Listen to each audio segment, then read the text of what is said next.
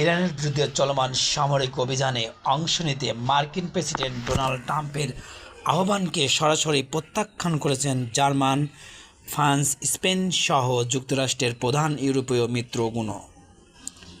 বুধবার জার্মানি পার্লামেন্টের বুন্ডেসটাগে দেওয়া এক ভাষণে চ্যান্সেলর ফ্রিডরিশ মার্শ অত্যন্ত স্পষ্টভাবে জানিয়ে দিয়েছেন, এই যুদ্ধ ইউরোপের নয়।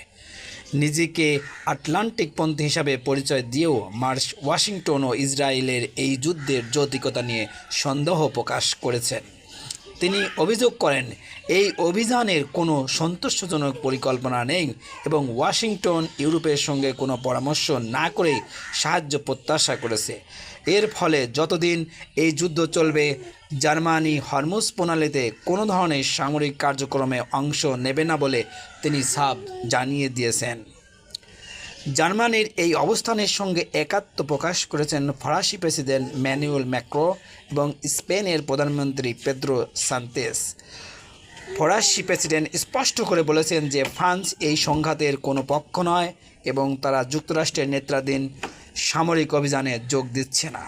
অন্যদিকে স্পেনের প্রধানমন্ত্রী সানচেজ ইরানের উপর এই হামলাকে বেপরোয়া ও অবৈধ অভিহিত করেছেন।